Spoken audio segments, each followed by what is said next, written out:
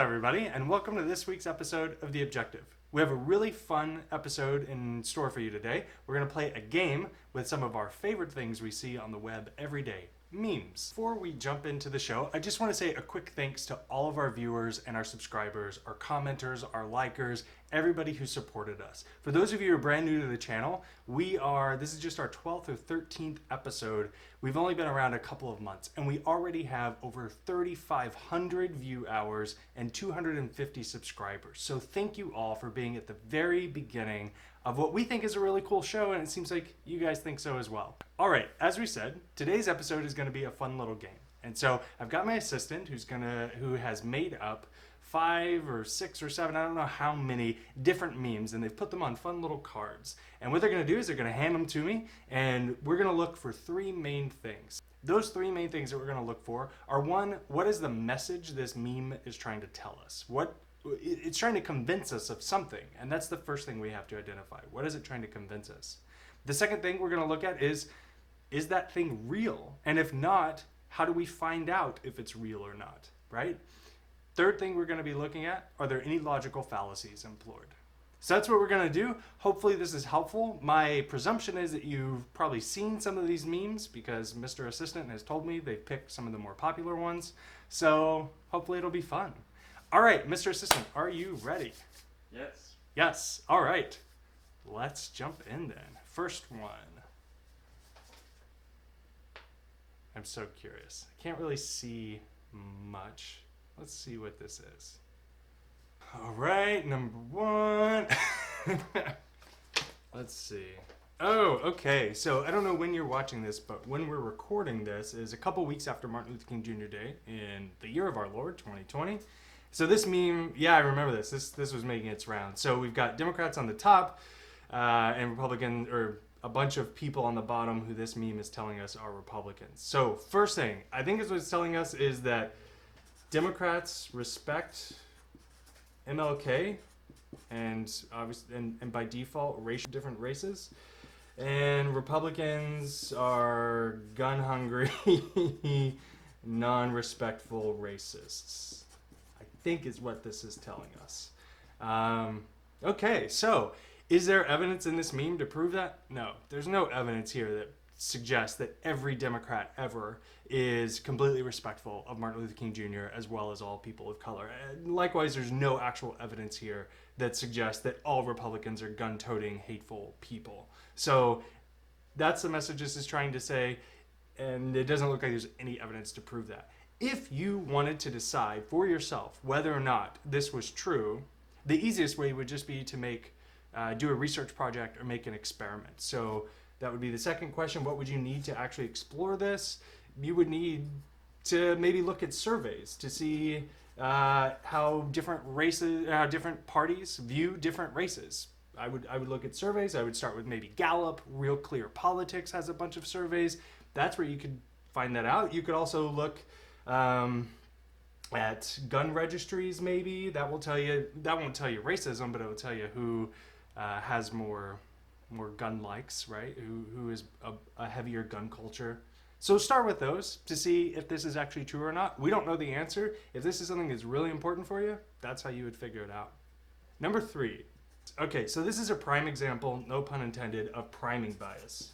Priming bias exists when you take 2 things and you compare them side to side. And you might not actually, they don't really go side to side. You're doing it just to really exploit the difference that's not really there. There's a meme that went around recently that showed like Donald Trump or on the phone in the White House, and it had that right next to Barack Obama who had his feet up, right? That is an example of priming bias, where you show one person working really hard and the other person looking lazy, and you say, hey, look how hardworking this person is. Look how much better they are.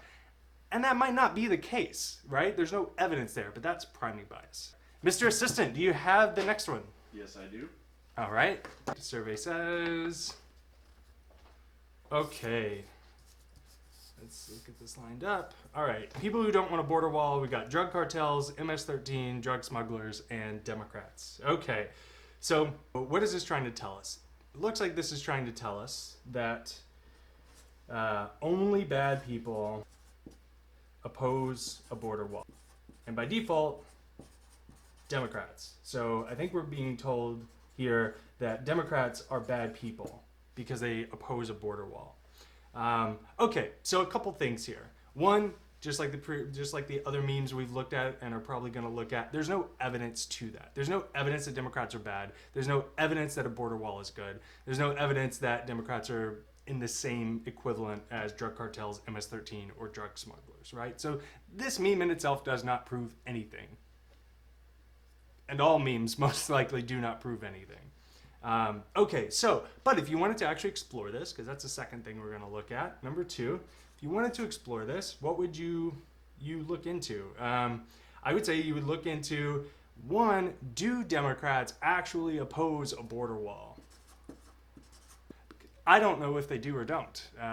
Mr. Assistant, I don't know if you know if they do or don't. We don't have any extra information here, right? Correct. No, it's just this. Okay, so I don't know if they actually do or don't. I think one of the easiest ways you could do, there's a site called Open Secrets that, opensecrets.org. There's also Library of Congress, keeps records of every single congressperson, how they vote, what they say. Open Secrets does it in a nice, tidy way. So if you actually wanted to see if Democrats oppose a border wall, you start with those. Google Scholar probably has a couple of articles that folks have already done that research, so maybe start there.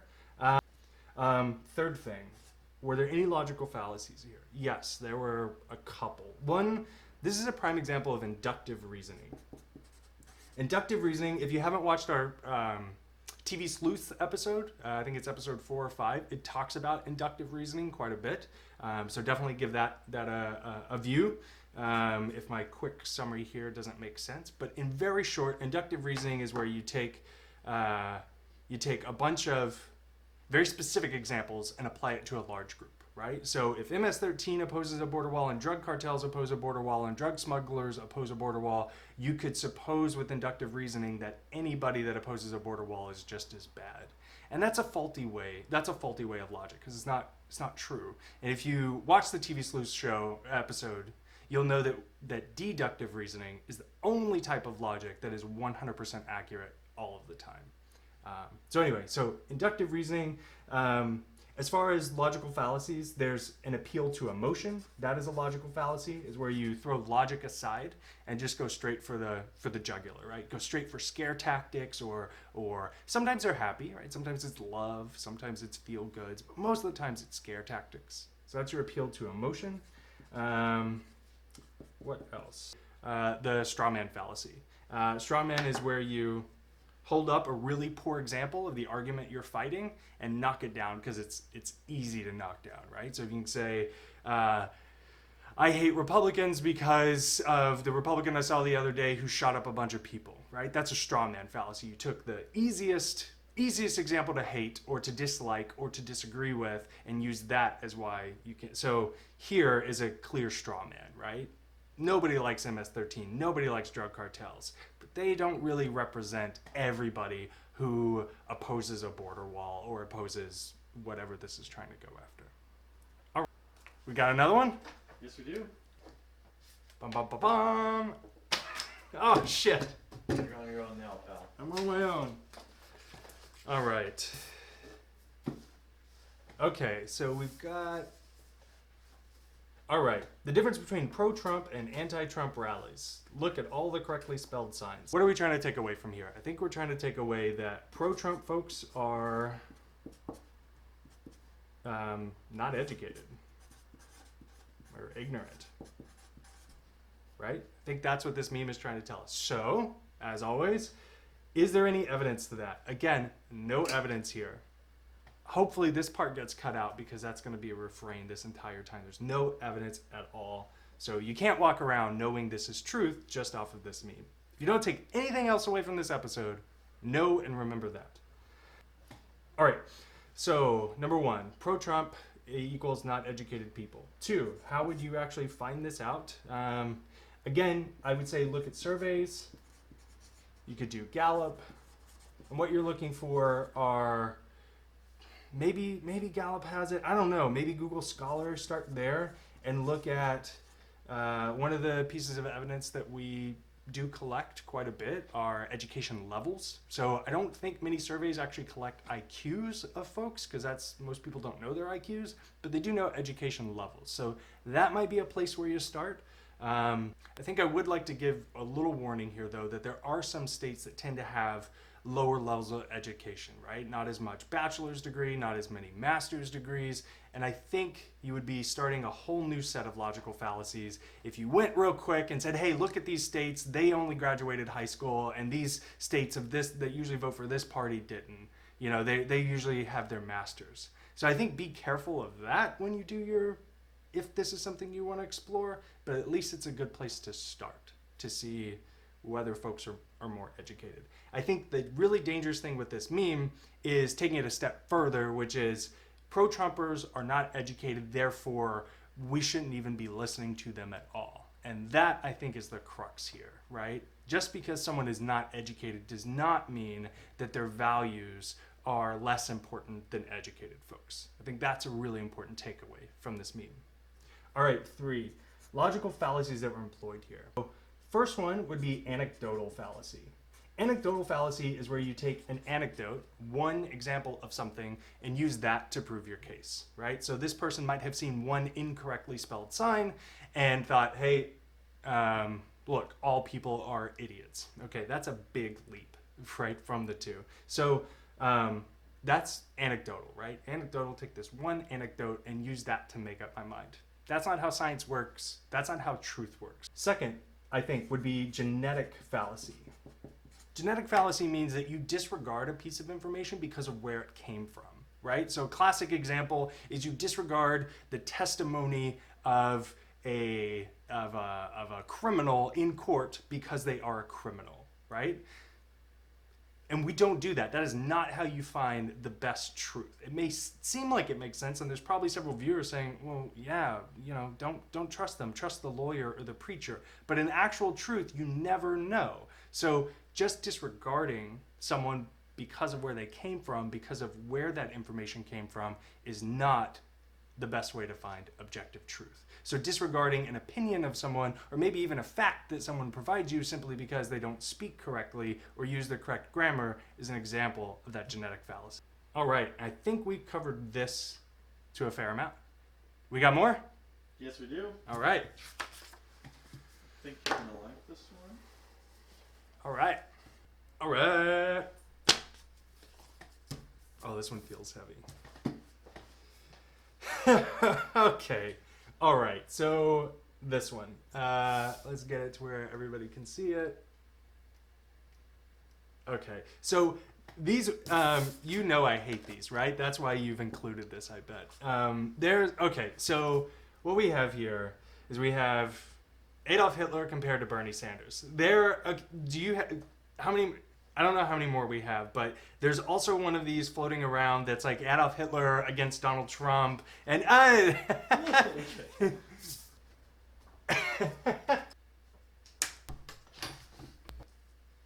Is this it? Is it? Yeah. Okay. So let's look at these both together.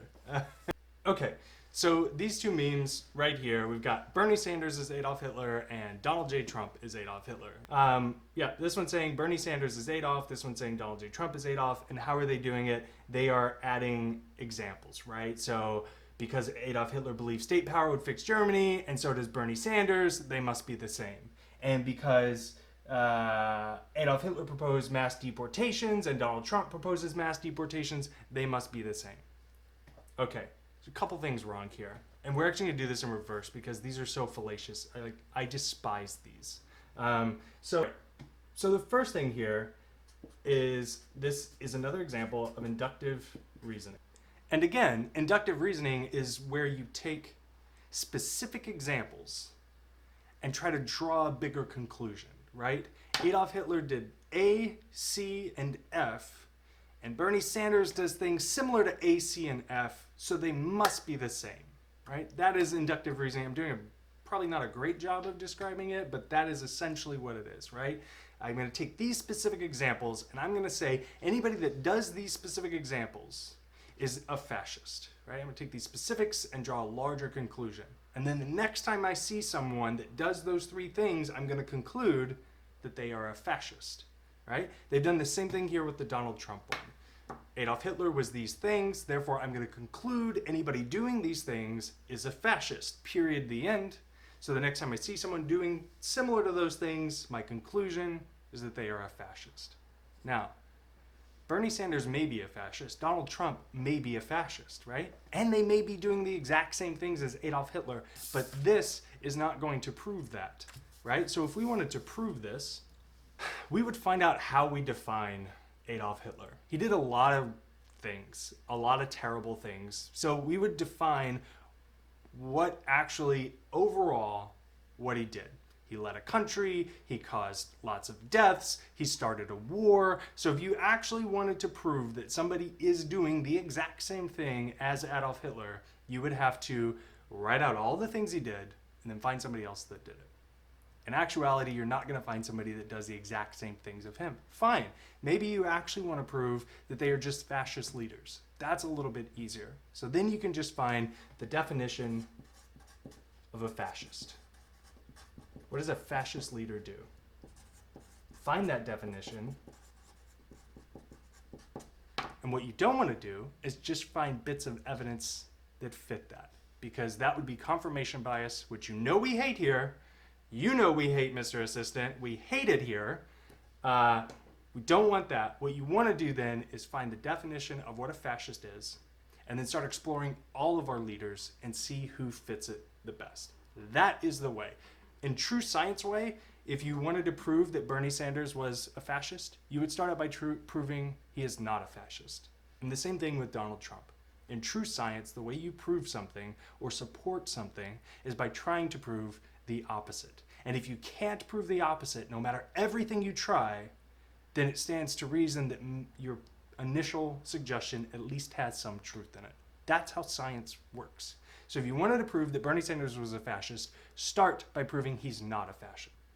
And then when you can't prove either of those things, then the opposite must be true. Okay.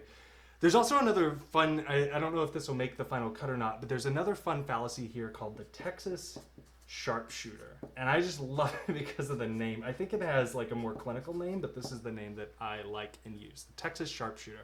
And Mr. Assistant, have I ever told you about the Texas sharpshooter? You have not. It's kind of cool. So Texas sharpshooter is basically another example of confirmation bias and picking and choosing what you want. But the idea comes from this. If you have a barn and you don't know how to shoot it all and you just take a gun and shoot it randomly and shoot holes in the barn, and then you go in afterwards and paint bullseyes around those holes. That's how you are a Texas sharpshooter, right? So you don't actually know what the hell you're doing. You're just painting targets, and then you bring other people along and say, hey, look at my targets. And so that's kind of what's happening here, is you're picking targets that match, even though it's not accurate. You're just picking holes that you made and then making them look like perfect targets. All right, Mr. Assistant, do we have any more? Yes, we do. Oh yeah, this is the last one? Last one.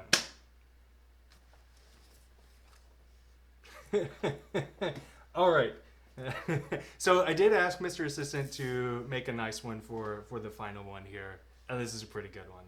Since you have seen this on the internet, now you are an expert on fallacies and on memes. Not really, but we all know how the internet works. I'm assuming this is not actually for me to look at. This is just talking. Okay, yeah. So this is a great ending talking point.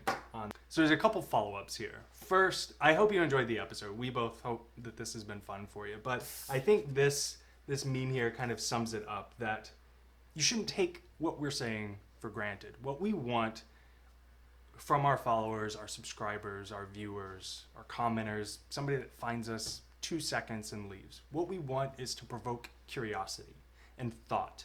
Please don't walk away like so many folks walk away from so many YouTube channels and TV shows saying, I know the truth now. Because we don't. You don't. We don't. What we hope is that we've given you some resources to look at things and given you some new ways to investigate and discover the objective truth on your own.